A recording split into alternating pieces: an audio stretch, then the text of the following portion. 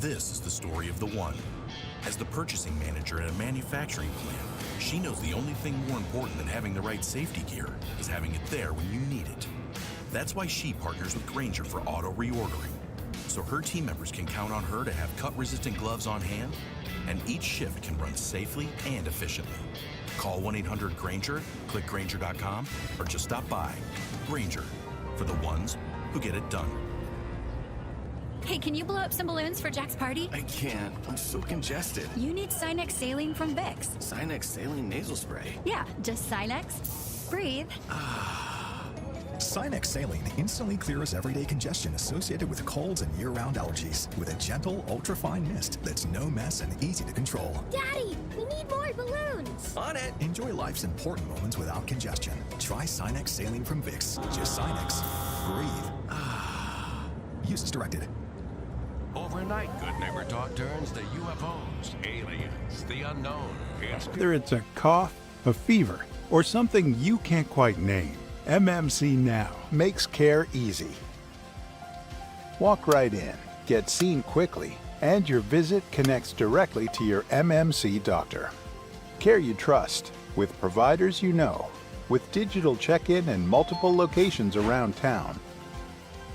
MMC Now is here when you need us. Murfreesboro Medical Clinic. We're the Good Neighbor Network, FM 101.9 and AM 1450 Murfreesboro, FM 100.5 Smyrna, audio and video streaming at wgnsradio.com. This is the Roundtable. A look at the news, views, politics, and people that are shaping Rutherford County. Welcome into the Roundtable. I'm Andy Herzer, founder and executive director of First Shot. Here today with two people I've really just met. And that's unusual. I normally say, man, the longtime friends. But I'm going to tell you, I think it's going to be longtime friends. Nicholas Rourke, Steve-O. That's all I know you by. You're going to have to say your last name. Perfect. But all pro dads, I'm sitting eating breakfast by myself, and Bo Davis, Donut Country, comes up, says, Andy, I want to introduce you to somebody. Nicholas, he says you're with All Pro Dads, and my ears go up because I'm a Tony Dungy fan. Yes. Right? For guys my age, you know, for younger dads, maybe in their 30s, they don't know who Tony Dungy is mind-boggling to me. But Steve, let's talk about why are you an all-pro dad?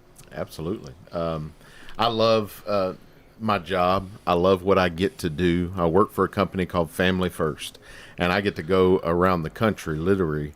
This year have been in California, been in Florida, I've been up north a few times. So get the opportunity to go around and to tell people the story of All-Pro Dad. In 1998, Coach Tony Dungy came to coach the Tampa Bay Bucks. And as Coach Tony Dungy had always done, he goes in, he meets his players, and he starts talking with his players. And several of the players come to him and like, Coach, I just had a baby. Coach is like, that's fantastic. Congratulations. And this look of fear eclipsed these young players. And they said, Coach, I don't have a clue how to be a dad. I never had a dad. I don't know what that means. I don't know what I'm going to do. And so Coach began to look for ways that he can feed into these young men. And he partnered with an organization in Florida at that time called the Florida Family Council. And it later changed its name to Family First. And the Florida Family Council at that time was looking for positive ways to impact families in Florida. So they came up with a curriculum with ways that Coach could work with his players, teach them how to be a dad. And so they finished that kind of curriculum they did. They're like, hey, let's celebrate this. Do a thing at the Buck Stadium. We'll invite any of the dads that want to come out. They thought, we might have 1,000 dads come out. Well, they had close to 5,000 dads showed up. And so Coach realized then, he's like, this is probably bigger than just football players. And so they began expanding what All Pro Dad does. And so we now have well over 100,000 dads who get an email every day, Monday through Friday. We call that the play of the day. It's a 1-minute read to encourage dads to be better fathers. The 1 hour a month that we encourage is the chapters program, which is what I spend time doing, what Nick has invested himself so heavily into. And then we encourage 1 day a year, once a year across the country in several different stadiums, NCAA and NFL stadiums. We get to put on events where dads come with their kids. They invest a morning or an evening into engaging with their kids. And so I get to do this for a living. I get to go around. Specifically what I do is I meet with schools and I challenge them and I say, how involved are your dads? And most of the time that's a no-brainer because we already know the answer. Right. Exactly. We're not. Right. Yeah, we're not. Right. That's the biggest thing I see. I'm in a nonprofit world. Absolutely. Right? Is how involved are the dads. It's amazing how many of the dads even say, well, I'm going to give you my wife's telephone number. She does the scheduling, right? We defer. Yeah. Yeah. So when we're talking about this, Nick, right, you've got yourself so involved in this that you've started 5 chapters or 6 here in Smyrna. Why? Yeah, absolutely. You know, oddly enough, I thought you were going with 6, 7 on that, right? I had to throw that in there somehow, right? Our pastor did that yesterday. I didn't like it. You know, so, I started back in 2017. I was asked to run a chapter that had already started. And, and at first with, like you said, dads are really busy. We defer. We say, okay, I don't have time. I don't have this. I don't have that. You know what? So I gave it a little bit of thought and said, okay, Mr. McCann, who at Thurman Francis was the principal at the time, came to me and we talked. And, I thought on it. I prayed on it. And I was like, you know what? I think this is where I need to be. I need to help dads get reconnected with their kids. So that's why my time is invested in it.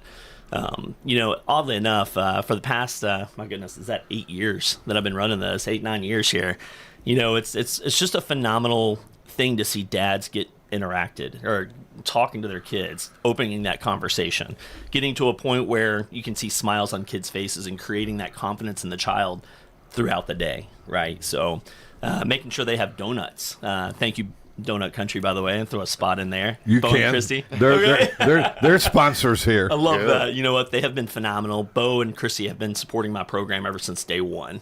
So, they're phenomenal out there. I get invested. I guess that's a loaded question. I wanted to see what was going on in my kids' lives at school. There was a point where I didn't even know who my kids' teachers were. And as a dad and being busy, why would I not know that? So... And you're right. Our wives, the PTOs, and they do all the work. They do all the heavy lifting. And dads just want to be asked sometimes. You know what? And that's what I had to really think about. Why am I being asked? What am I doing to do better, to be better, for my kids, for my wife, for my community? So, and that's my drive to do this, to be an all-pro dad. So, Steve, give us some things you're equipping. When they come to meet, what are they going to learn? Here I am. I'm one of these guys. When I was in college coaching, we'd have meetings, and we would meet to meet.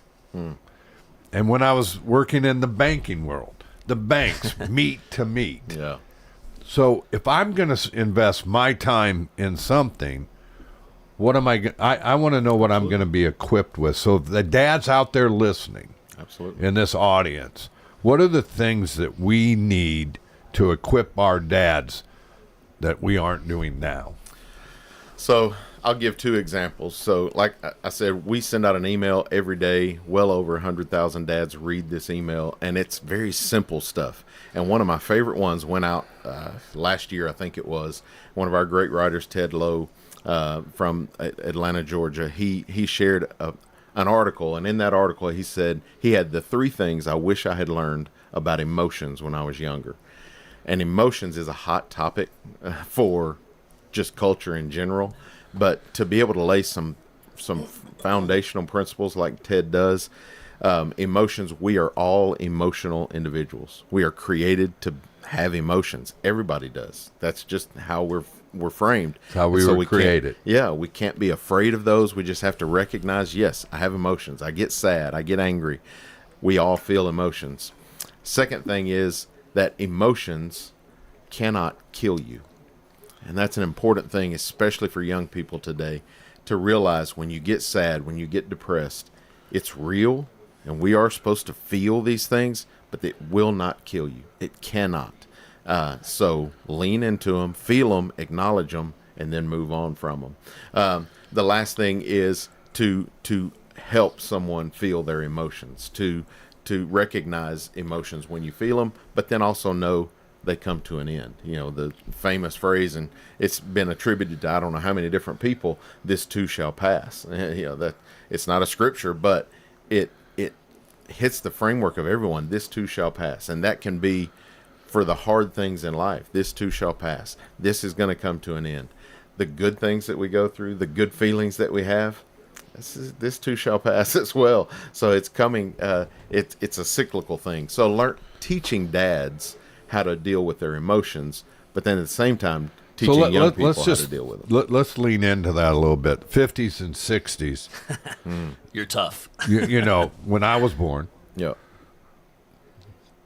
dads weren't supposed to be emotional. Yep. So it's now you're counterintuitive of what's been taught for all these years, for generations upon generations. Does that meet well with the dads that you? You know, I think it does, just from a standpoint of, because most of your dads that have school-age children now are younger dads. And so, like myself, I have a 12-year-old is my youngest that I have currently. And he's growing up in a world that I didn't grow up in.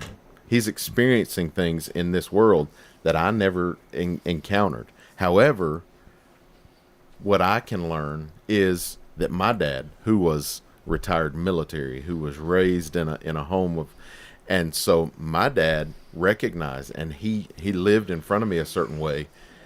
And what I'm realizing is, and he and I have that conversation today still, he's my best friend. But we also recognize I won't be able to raise my son the way that he raised me. The world is changing. There are great things that he instilled in me that I will instill in my son, but my son's going to encounter things at 12 that I didn't encounter at 12, that my dad never dreamed would happen in his life. So it's just recognizing, and I think younger dads knowing, you know what, we live in a real world. We live in a real world where emotions are real. Help me manage and utilize these emotions from a real place. Let me lean into that for a second. You know, that's really a great point and a topic to talk about. You know, we had FCA when we were growing up, right, in school, right? It was 15, 20 minutes, 30 minutes before school. You know, All Pro Dads gives you a chance to spend at least an hour, at least 45 minutes, at least 30 minutes with your kids before school. How many times do we yell at our 12-year-olds, right? Get ready, let's go. You know, we're in a rush. We're, you know, our daughters, you know, and our sons, they get all this anxiety from us because we're like, go, go, go, go, go.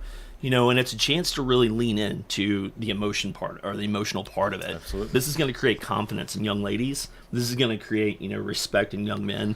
And, you know, it gives a chance to say, hey, my dad is an all-pro dad. You know, I can get in there, and it gives them confidence to say that. So, yeah, the emotionality is completely different from when you and I were growing up in Gallatin, cutting tobacco and throwing hay. So you talk about that. That's one thing you're equipping him with. What are some other things that dads, because that might not attract everybody. Absolutely. Right? So you're wanting to attract all dads of absolutely. all ages, really. Mm-hmm. What are some other things you're going to equip them with besides the emotion part, dealing with it? I get it because you know, I had a dad that fought in World War II. Yeah. Mm-hmm. Right? So he never talked about it. But my dad was present. I can tell you this. He was different than most dads. He showed up and was engaged. Yeah. So that's what you're trying to get them, is to be engaged. Absolutely. In their kids' life. How do we do that? I think the second example that I love is for our older, we call it secondary curriculum, middle school and high school kids. We just did one just this year on social skills. And I read through it, and I was like, okay. And I lead the chapter at my son's school. We're doing social skills. All right, social skills. I know I talk to people. I can do that all the time. Well, then, as I thought about it, and as I thought about who's going to be sitting in this room, 6th, 7th, and 8th graders, and we examined from a device standpoint, from a interpersonal conversations, that these young people are not equipped to do that very often. And so teaching them, and as we talked about it, what I saw in the faces of dads of 6th, 7th, and 8th graders that were in that room is they needed that challenge too. That challenge of, hey, look up. As you're walking around the hall, as you're in your workplace, as you're at your school, just look up. Just keep your eyes up, not just down at a device. Smile at people. The reality of teaching kids to smile. Hey, try going to a McDonald's or a fast food restaurant and get good service. Kids don't want to speak. They're just